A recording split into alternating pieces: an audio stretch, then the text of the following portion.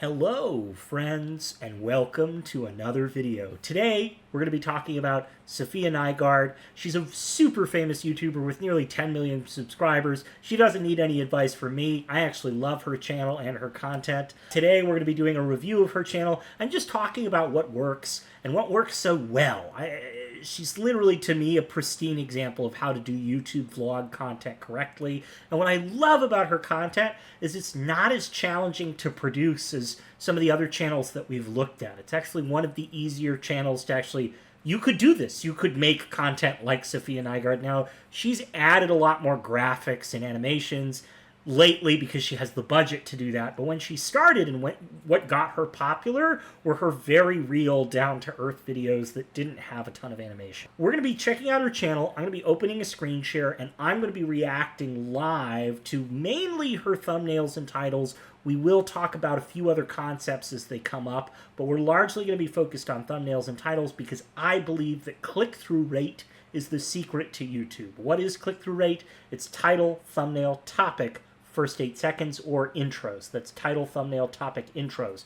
Those are the 4 secrets of YouTube. There's another secret that we talk about a little bit on this channel called consistency. We're going to be getting into all of that and more. So without further ado, let's hop open the screen share and I'll be giving my live reactions to Safiya Nygaard's content. We always start by looking at the latest. So we're going to open the latest videos and just look at what's here. And right away, you can see the remarkable consistency that Safiya has with her thumbnails, which I love. Now, a lot of people, what they will do is they will templatize their thumbnails. They'll copy, paste, copy, paste, copy, paste.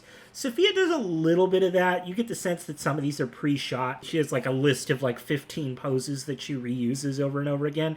But what I love is that the backgrounds are always wildly different and the topics are always wildly different. But there's a very clear through line and a very clear design and aesthetic to her thumbnails. A tactic that you can use when making thumbnails for you, do you see that little white outline around her? You can look at any one of these thumbnails that she has. Some of them it's more pronounced than others, like these two. I spent 24 hours in an underwater hotel where I made custom hard candy from scratch. You can kind of see that little white outline. Well, there's a transparency effect that you can add to that to make it less pronounced. But it looks good. It makes your face and you pop off the screen. It not only makes the images better, just look better, it keeps the subject focused on the host, which is ultimately what you want. The use of text, I mean, look, the style of the font is consistent. Do you really need it? Yes and no. I think it's going to depend. So let's try and find a few examples of thumbnails that do text well and thumbnails that don't. So staying at the Vegas hotel, the text that's here, staying at the Vegas hotel, this is an example of text that is not useful. Why is that? Because it's actually repeating what's in the title.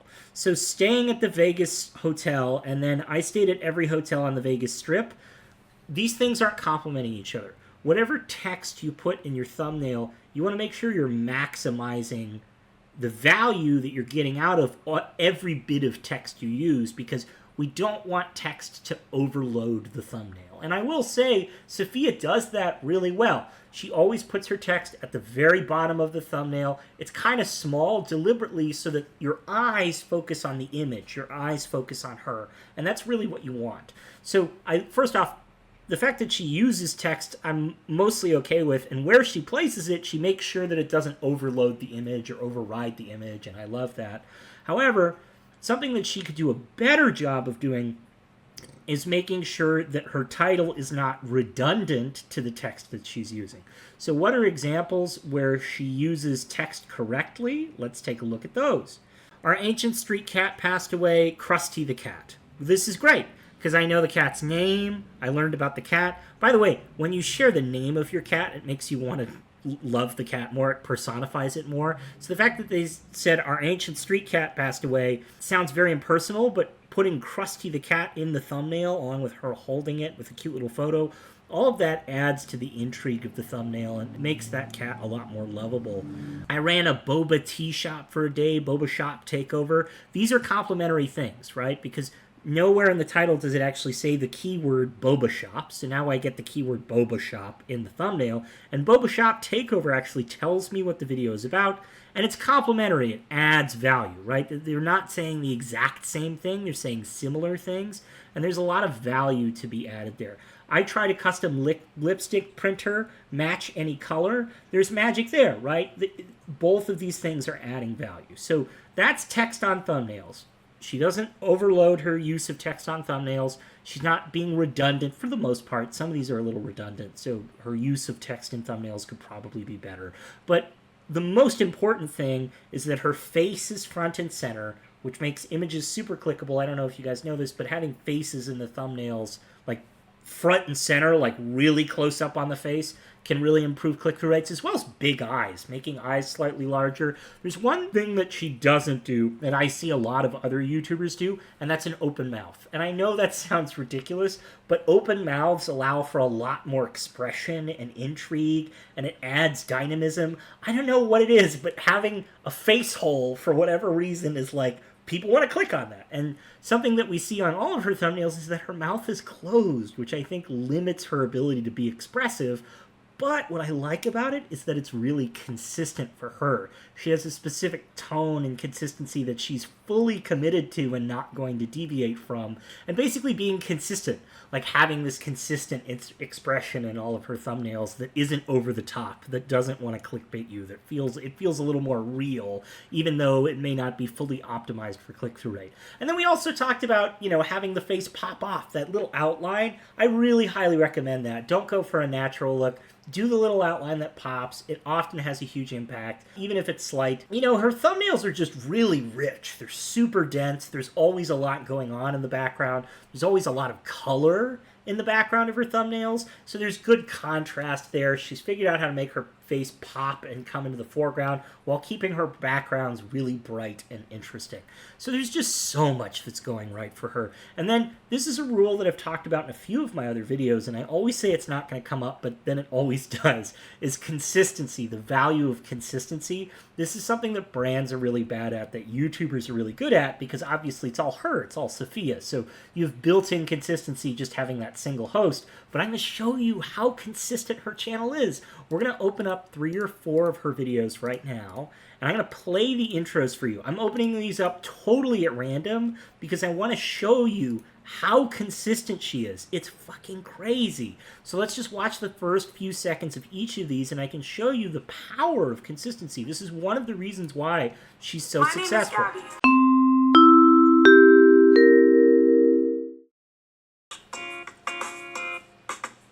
So before we go any further in this video, I actually want to talk about these intro sequences, these title sequences. She should remove these. And why should she remove these? Because they don't match up with her thumbnail. It doesn't follow the 8-second rule. Now, I've talked a lot about the 8-second rule on this channel, but essentially what it means is your title and your thumbnail need to promise to the viewer what's coming up. And an intro sequence is not what I'm expecting to see when I look at this title and this thumbnail. I guarantee you, if she killed this little intro sequence, she would actually get more views on her channel and more views on her page. Now, she may like this intro sequence simply because it makes her look really professional, and that's fine, to each their own, right? It's also really consistent. She does it in every video, but on multiple channels and multiple YouTubers like Safiya Nygaard, I've recommended they kill these intro sequences, and they've seen huge increases in their views as well as their retention.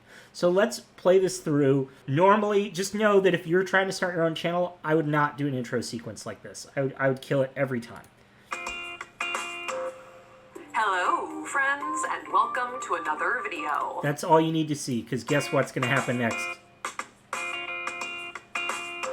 Hello, friends, and welcome to another video. Are you kind of getting my points? Why is there an angel in front of me? Oh, this one doesn't have... Oh, there we go. Okay. See, that was better. So this is where we talk about good intro sequences. She had a little bit of an edit right before her title sequence, and I guarantee you that got her more views and more engagement. So this is a hack I see a lot of YouTubers do that really want to keep their little intro sequence, is they just put a shot up at the front. And I think that was probably a good idea. I just walked back in. She should do that more. Why is there an angel in front of me?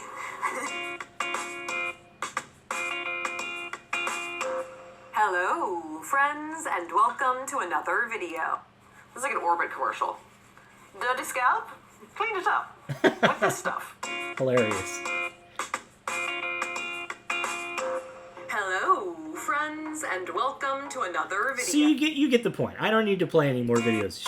She's very, very consistent with her intros and her subject matter. That's one of the big secrets of YouTube, is if you can just be consistent in some way and give your viewers a sense of what to expect every time they click, you're going to gain more subscribers and more views over time. It's inherent. Does that mean you should cookie cut? No. But it does mean you want to indicate to your subscribers like a sense of familiarity. And having those similar intro sequences can really help buff up views. Now, she does a lot of other stuff right. Her content's also amazing. If you just watch her videos, they're very entertaining. They're very well edited. She picks some great topics. Topic is a huge part of stuff, too. You can't really control topic, but challenges, like I spent 24 hours in an underwater hotel, that's something that a lot of other YouTubers do and see success with. So if you're ever wondering, like, do I have a good topic? Well, try and, go and look at some of these big YouTubers like Safiya, and you'll see they do challenges like this. They do these 24-hour challenges. Extremes are big. Mixing every lip gloss or melting every soap from Lush together. Mixing every hand sanitizer. This is something I call best first, worst last. And it's a rule that comes up on a lot of these vlogger channels. Is essentially when you go extreme, like I ate the biggest pizza slice in the world, or I looked through the world's tiniest microscope. Gigantic or tiny things or everything, like all of something, is very visual, which just means it's good content, but it also helps for titles and thumbnails. So you want to pick the best thing or the worst thing or the biggest thing or everything, like everything of one thing, and people are much more likely to click on videos that are like that because they just want to see this extreme hyper-visual thing. And it's something that Safiya does in some of her videos. I just wanted to point it out. Best first, worst last. Now, in this part of the video, we're going to switch from her latest to her most popular. This is one of my favorite things to do with any YouTube channel, because here's the secret. If your latest doesn't match up with your most popular, you usually, not always, you usually have a problem. And essentially what that means is, if your most popular videos look nothing like your latest videos, you're usually not serving your audience. And so here's the beautiful thing with Safiya. You can see that it's identical. It's the same. And why is it the same? Well, because she's giving her audience what she wants, and she's really consistent about giving her audience what she wants. That's kind of the magic of this channel. Her consistent tone, her consistent delivery, not just her intros, but her content. It's tonally very strong and very consistent. Let's look at a few of these. So, again, best first, worst last. These tend to get the most views. Melting every lipstick, melting every candle. Oh, money. Money's a big one. Whenever you can do money-related content, people tend to really enjoy that. So I wore $5 clothes from, I'm not familiar with that brand, but Romeway, hope I'm saying that right, for a week. Or I bought a box of Amazon customer returns, $1,500 worth of returns. That's really engaging because people just love money. So any kind of money content where you can put a dollar number in a title and a thumbnail, that's kind of a win. If you don't want to be redundant, there's something else you can probably do here, but that's okay. Like, the topic is so strong here, wearing $5 clothes, that you can almost forgive $5 clothing haul. But it is complimentary. Hang on. No, $5 clothing haul plus wearing $5 clothes for a week, those are complimentary. That's a good use of thumbnail text. This is my favorite video she's ever done. I tried unique Japanese vending machines. I've watched this video like 5 times. I don't know why. I'm just fascinated by Japanese vending machines, and it was a really entertaining video. But yeah, best first, worst last, right? She does all of these extremes, and you can see them at the top of the video. I'd be interested to see her do more stuff like this that has less to do with melting. By the way, why is melting every lipstick doing so well, and why are there 3 of them up here? Suggested views. Because she knows that a melting lipstick video will get a ton of views, if she does another one, it's going to trail off of the suggested views of the more viewed video. Essentially, this video is getting so many views and has so many views that by doing a video that's similar, YouTube's suggestion algorithm will inherently recommend this video again like crazy and get people to watch it again. So it's often a good idea to like replicate or redo your most popular video once every couple months or like once a year, because you'll draft off those suggested views for sure. Yeah, this is about it. I mean, Safiya is a world-class, like, YouTuber, makes excellent content. Her thumbnails are fantastic. We talked about faces and close-ups on faces. We talked about text in her thumbnails, these really bright, colorful backgrounds. I mean, you know why lipstick is such a good topic? Look at all of the colors that end up getting into that thumbnail. And we know that, like, this jumble of bright colors, like the cake. Okay, this is a hack. I'm learning something new. See, I learn something new every time I do this. So this is something that I'm going to try with more of the thumbnails for the channels that I already currently consult with. And look at all the mixing of the lipstick colors and the cake colors. Look at the folding of the clothes. Do you see the clothes? I got my closet professionally organized, all the different colors in those clothing racks. So there's something to this rainbow eclectic mix of things that is making people want to click. And I wonder, I'm sure there's other channels that do this, but this is the first time I'm seeing like a template. She has a template for this. You can see kind of this 50-50 breakdown in the middle of the thumbnail. So there's like a hammer, like I'm back on bath bombs. There's like a hammer on one side breaking it, and then all these bath bombs. And then there's like on this one mixing every beauty guru's eyeshadow. There's like a brush on one side with all this color on the other. There might be something to that. So that might be something you'll see me try in my thumbnails, or I'll at least recommend to my clients to have them try in their thumbnails. But very interesting takeaway for sure. That was fascinating. So that's a new thing I just learned, that I just saw, that I'm definitely going to try in some of my thumbnails for sure, for sure. Well, I hope you enjoyed this video. That's all we have for today. If you want me to review your channel, hit me up in the comments. I'm happy to give your channel a review. And if you just enjoyed this, I could always use more subscribers, so please subscribe. I'd love to hear from you, and have a great day.